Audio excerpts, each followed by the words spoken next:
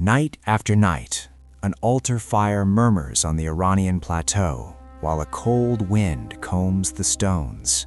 Here, apocalypse isn't a sudden curtain drop, it's a temperature. A world sorted by truth and the lie, watched by a flame that refuses smoke, measured by a bridge as narrow as a conscience.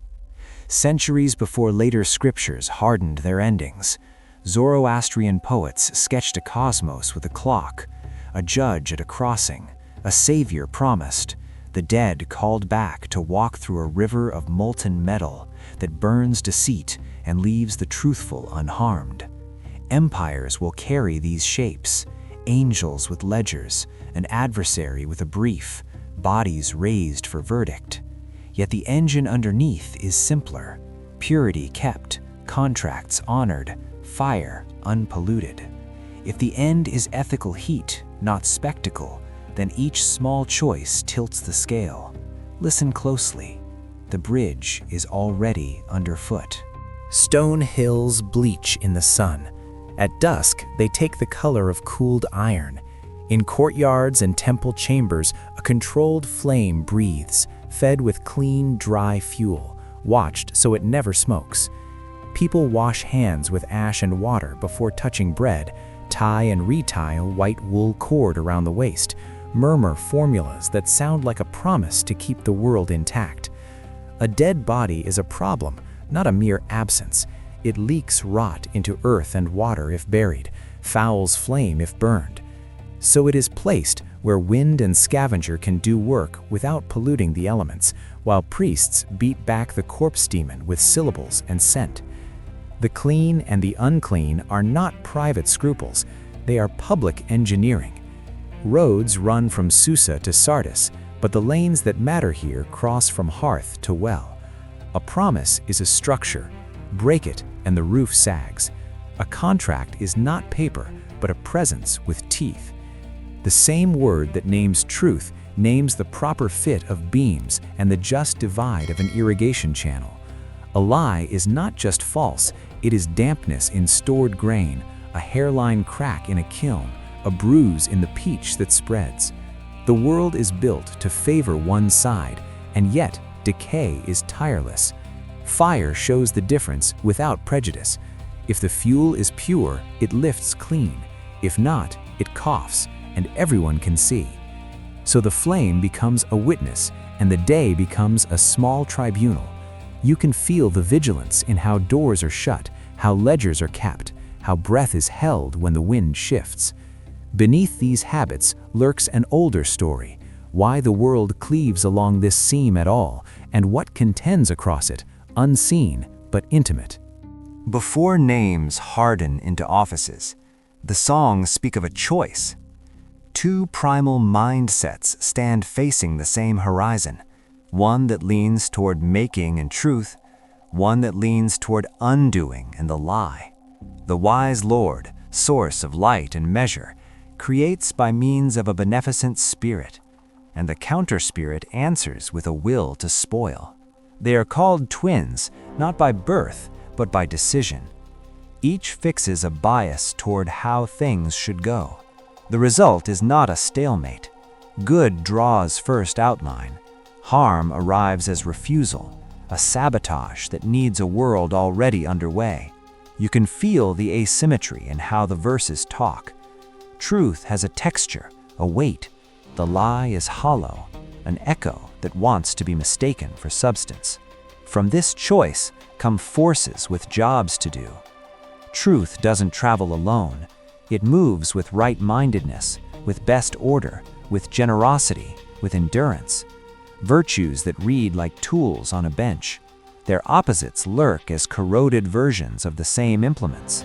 This isn't a pantheon that squabbles over territory. It's a set of functions that keep a fragile architecture standing. The mind that chooses the lie can still use these tools, badly, to impressive effect. Damage scales quickly when it borrows craft. Once the world is cast into mixture, good intention embedded in a field where it can be resisted, time stops circling and begins to lean. Every being that can choose adds force to a side. Speech is a lever. Labor is a vote. A broken oath is a flaw that spreads through the wall. The songs don't scold so much as describe physics. Purpose meets counterpurpose, and history develops shape. With opposition installed, there is suddenly a before and an after, and those who keep fire clean begin to count in long measures, as if a distant appointment has already been set. A calendar appears where there had only been seasons. Time widens until it can hold a plan. In the oldest verses, the struggle feels immediate. Later books will stretch it across 4 spans of 3,000 years each, not as a clock, but as a way to think patience. First, a world sketched in spirit, patterns without weight, a draft of order. Then, substance laid down. Sky like a hard shell, waters set, plants sprung, cattle breathing, fire tamed, humans taught a rule. After that, a long interval of mixture, when good and harm share the same field, and every hour can tip either way.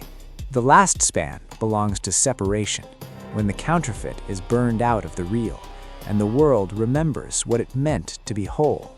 The count is not astronomy, it's a scaffold for patience. Even the Savior arrives on a schedule, not one figure only, but a line of help, each born when the world is thin and needs shoring, the last bearing a name that means the one who brings benefit. In some tellings, a maiden bathes in a sacred lake and meets a seed deferred for millennia, as if Providence had learned to preserve its own resources. The idea feels engineered. When time is partisan, repair gets planned like an irrigation project, with stored tools and appointed hands. Empires make this imagination legible in daily life. Couriers change horses at measured stations. Grain is tallied with wedges on clay. Roads cross snow and desert with the same attention to grade. A king carves into rock that he loves truth and hates the lie, and satraps learn the phrase by heart. Under such administration, ethics feels infrastructural. You can draw a line from rations to ritual. Both depend on keeping accounts that match the world. If history is a timetable, it must also have checkpoints. An ending that promises renovation requires a moment when each life's weight is taken, calmly, without quarrel.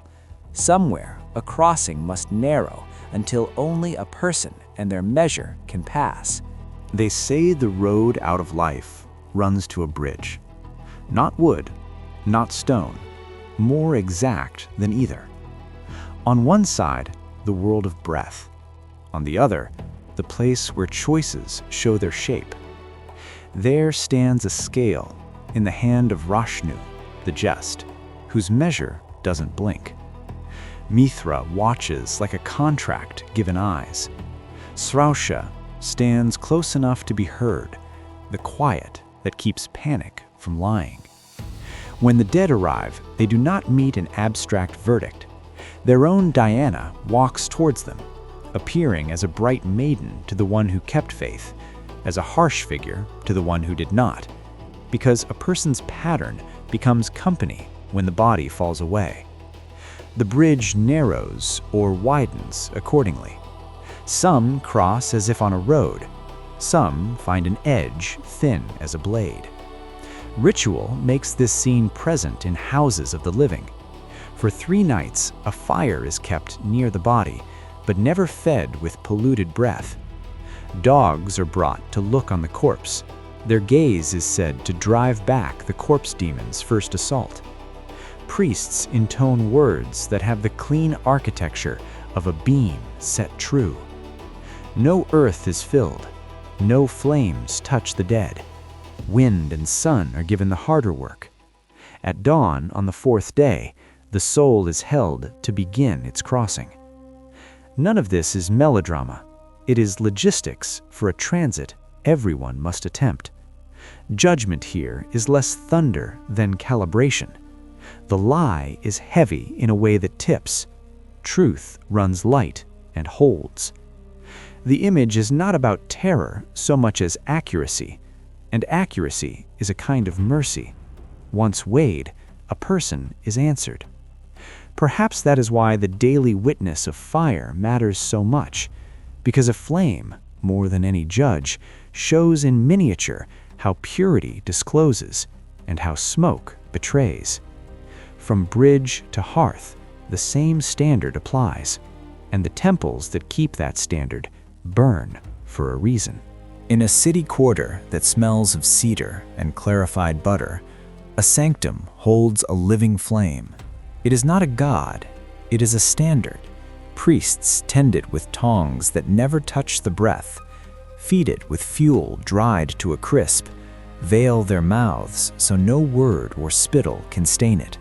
The grades of fire tell you the work: the household flame that sanctifies meals and vows, the community fire that gathers trades and neighbors, the great fire, crowned by victories and lineages, that burns in a precinct made for vigilance. Names accrete around them like seals on a document: Dadga, Adaron, Atashbaram.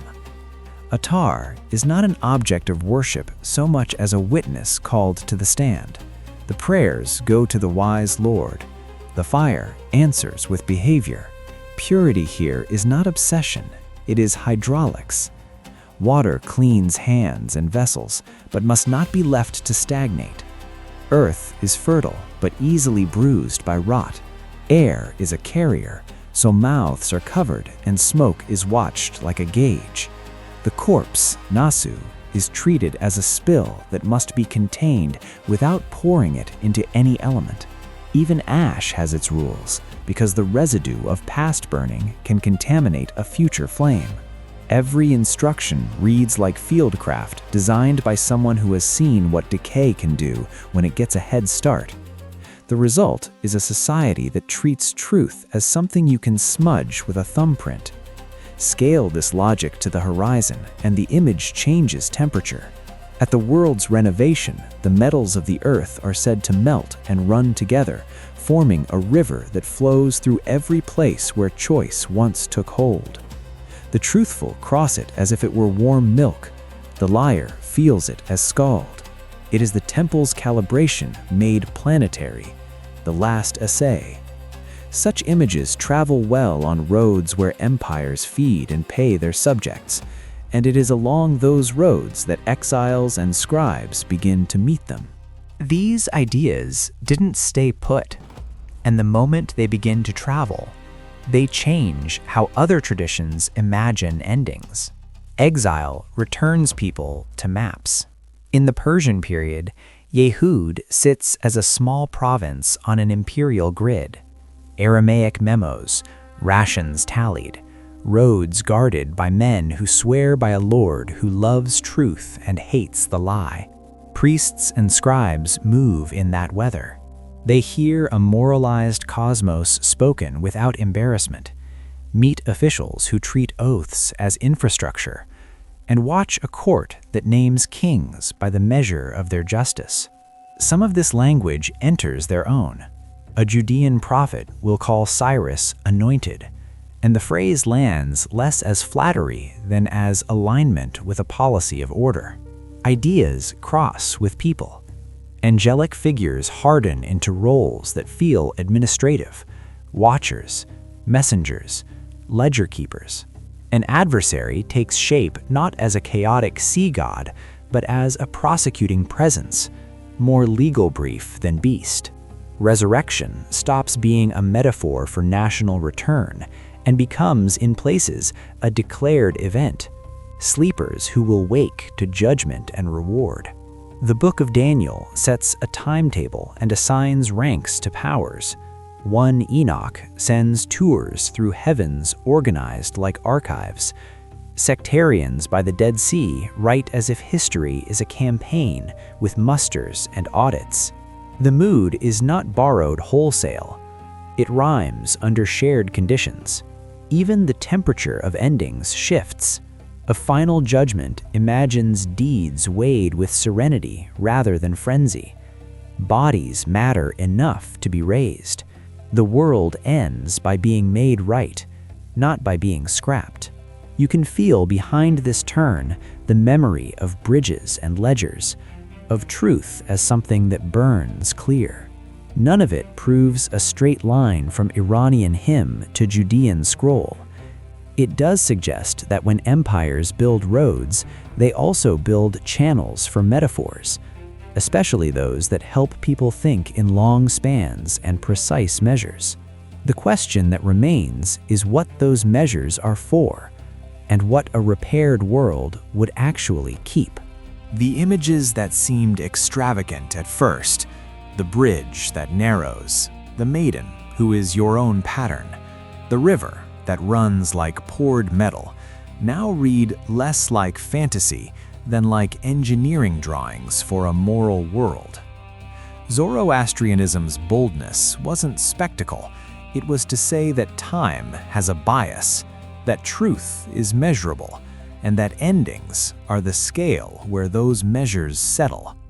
Later scriptures carry versions of this forward: resurrection, adversary, ledgers, final heat, but the older scheme keeps its shape: repair, not discard; disclosure, not surprise. If apocalypse is ethical temperature, the relevance is uncomfortably ordinary. A clean flame still tells on us. A kept promise still holds weight in the structure. Decay still spreads fastest through small permissions. The renovation imagined at the end of the 12,000-year span is grand, but its raw materials are familiar. Water guarded from rot, words guarded from drift, work done to spec. The molten river only finishes what daily fires begin. What would a world look like if judged by that standard? What would be burned out, and what would remain? The question stays open on purpose.